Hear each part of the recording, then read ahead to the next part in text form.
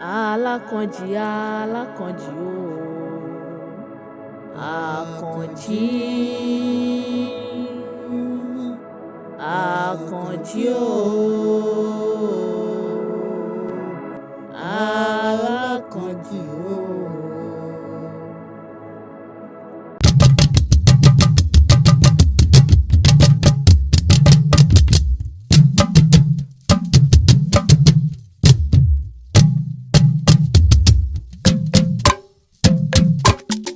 Ẹ̀bá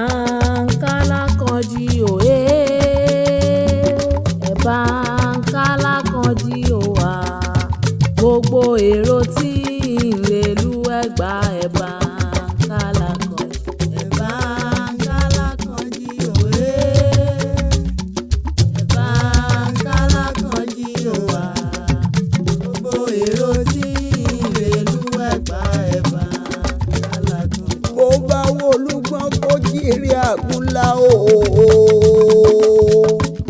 alákànjí o ó bá wà rẹ̀ ṣàkó jíire àgún tẹ̀tẹ̀ o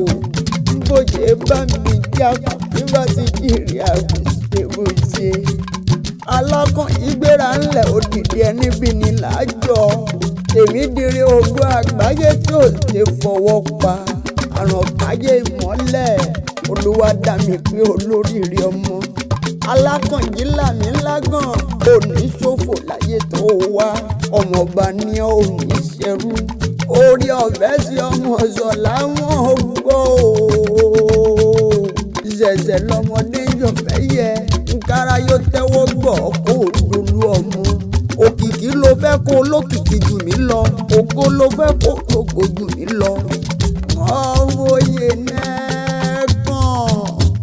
ọmọ aráàgbé o màjò méjì màjò gbẹrú màjò gbẹ̀kọ́ ọmọ ẹrú nísìnyí ẹ̀kọ́ gbọ́dọ̀ sí ni ọmọ ọlọ́ka mẹ́rìnlélógún òmìnira ìlú àké ọmọ ọ̀dọ̀fẹ́ mẹ́rẹ̀ ọmọ bó bá lè pẹja kó pẹja bó bá lè pẹ̀kú kó pẹ̀kú bó bá lè pààrọ̀ gidigba kó pààrọ̀ gidigba ìgangan ní òdùn ni ó gbọ́dọ̀ pawọ́ lọ́mọ mú gbàrọ̀jà fetí kó láwálé ọmọ sì lè fọwọ́ lòlò fẹsẹ̀ jó ọmọ ọ̀sọ̀lá o ìsọ̀lá ọkùnrin rẹ̀ tí wọ́n bí omi ọkùnrin àjàntẹ́rẹ́ rẹ̀ tí wọ́n tolú fún alẹ́ yìí ìsọ̀lá kéré fínú sọ̀tún Olómiọgbọ́n orí ọ̀fẹ́ sì mo bèrè lórí rẹ̀ kó sì mọ pọ̀ sí i. Ọmọ mi Oyèbámijì Àkànjí adé níyẹ ọba ládé ìlẹ̀kẹ̀ níyẹ lóyè lóyè ayé ayẹ o àjọ̀dún oríkádùn àkọ́kọ́ rẹ̀ rí láyé ààyè ló ṣe òní bá wọn nájà wàràwàrà orí á gbé ẹ orí á jẹ́ kó pẹ́ láyé ìpẹ́ láyé rẹ aṣáájú ló máa jẹ́ mo súre fún ọ lónìí gẹ́gẹ́ bí ìyá rẹ tí mo jẹ́ abiyamọ ayé àti tọ̀run bá mi fi àṣẹ sí àmín.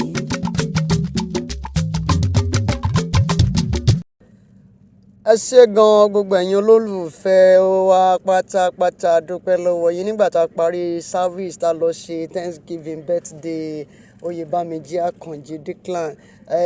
Alhaji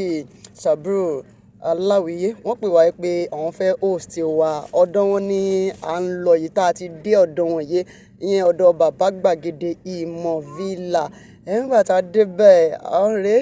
wọ́n sì géètì fún wa àwọlé àti ẹ̀ tí mo kọ́ sí àtọ́ pé kákọ̀ wá ni o pé tá a bá ti parí service ká máa bọ̀ ní ọ̀dọ̀ wọn. We thank God ọ̀dọ̀ wọn náà ṣe díẹ̀ adẹ̀dé ọ̀dọ̀ wọn tí wọ́n jẹ́ CEO BGI TV